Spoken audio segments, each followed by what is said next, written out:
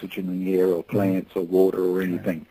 And so it really is a evidence for creation. There's no way you can evolve bits step by step. It just simply, life doesn't work that way. If you are digging around in a fossil area, have you, when you've done that, have you ever seen transitional species? And if so, if not, where would they be? Shouldn't you stick a shovel in the ground and hit something? I mean, wouldn't it take that many fossil species, or their bones just disappeared over time?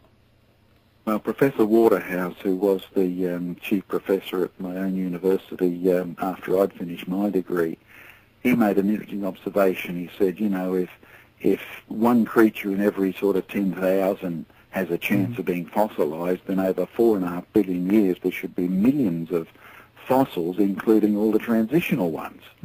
But that was and he went on to argue in his preliminary address to the university that that's the one thing that is not in the rock record. Each creature appears basically and is inherently stable from then on. It appears basically as a fully formed individual. So I totally agree with him. In fact, that's why I ceased believing in evolution quite a while before I accepted creation, because if you look and say, if fishes grew legs and turned into amphibians, where is the transition? You either find fishes or you find amphibians. You don't find half and half.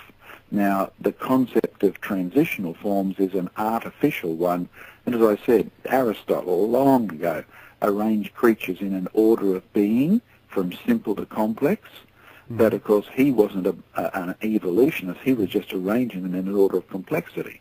Now what the evolutionist has done is basically taken that Greek idea and stood it vertically and said, well look, here's the one at the bottom, the amoeba, and somehow he's turned into a fish, and somehow it's turned into a dinosaur, and somehow it's turned into a bird.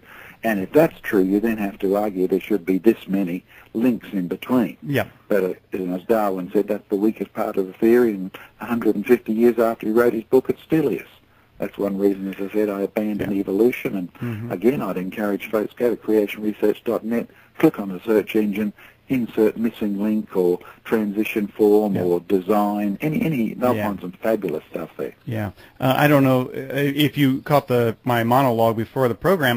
Many of my listeners and viewers know that I'm a beekeeper, and as one of my hobbies, and it's more than a hobby because I have about 10 hives. So, but what they did not know, and I informed them, John, is that I did the research on the bee. And I think in about 50 million years ago, there was something called a Beeosaurus. It was about a 50-ton bee / Tyrannosaurus Rex. And it really wasn't able to defend itself, so it actually grew some wings, and it couldn't get off the ground, so then it began to shrink, and over time its tail turned into a stinger, and that's where we get the bee today. He actually evolved from the Beeosaurus. Have you come up with similar research?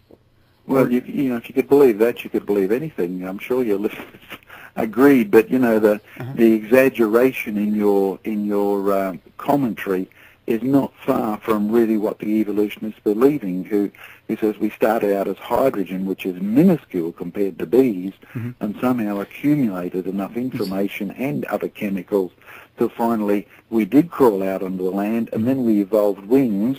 And when you dig up fossil insects, like, you know, I've been out in the Pennsylvanian rocks today, digging up fossils all through here, central Middle East and Tennessee, and you find, you know, dragonflies and insects that are 10 times the size they are now. So the shrinkage bit is quite right.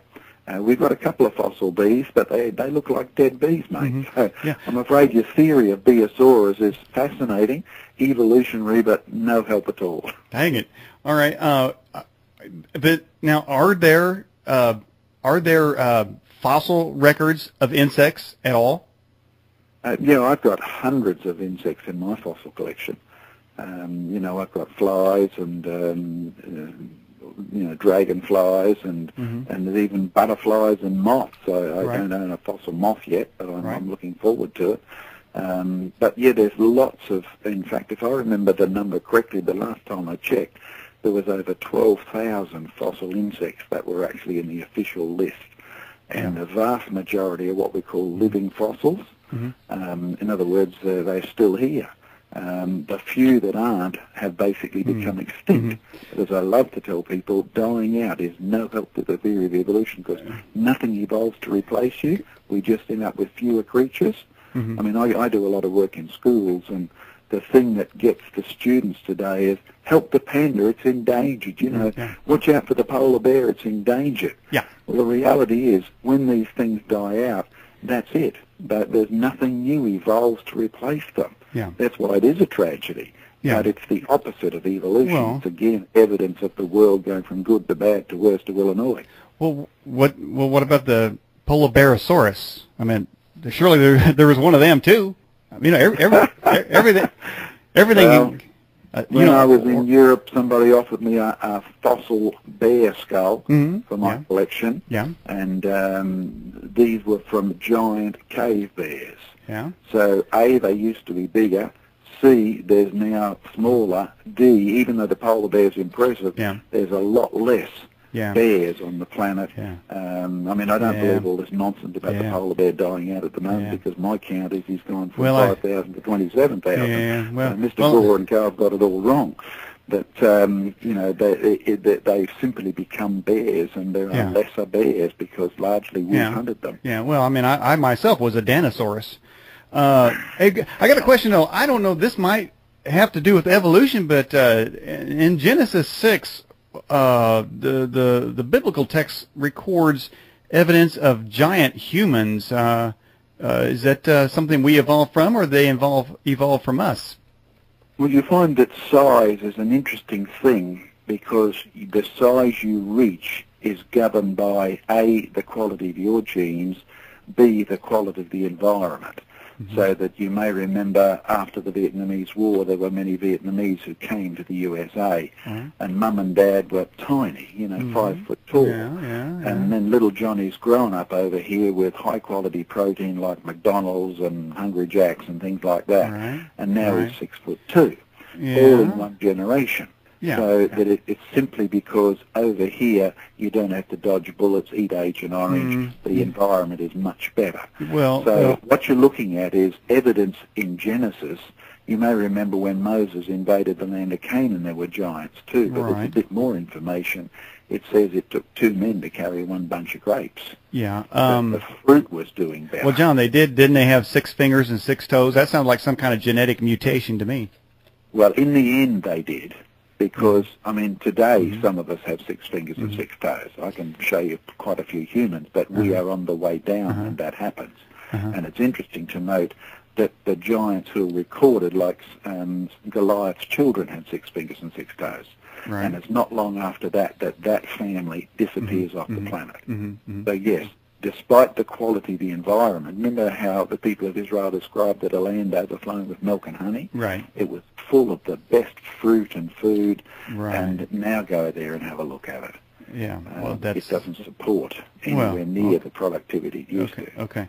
And what is your take on that particular passage? Just a little bit more right there, where it says that apparently the sons of God came down and mated with women. I mean, it does sound that one species mated with another, that is the human women, and there were giants. So it seems that there was some sort of genetic disorder or otherworldly type being of some sort that was producing it. I mean, there was a mating involved there, and the cross species developed out of that. Isn't that the way that reads? Even though that's a popular view in America, and if folks want the long answer again, just write to our contact address on the website and ask for the full study on giants. I'll give you a short version at the moment. Yes, if Genesis chapter 6 was all we had, where it said the sons of God knew the daughters of men, that they were fair and they took any that they chose, what most people miss is that it says, and there were giants in the land in those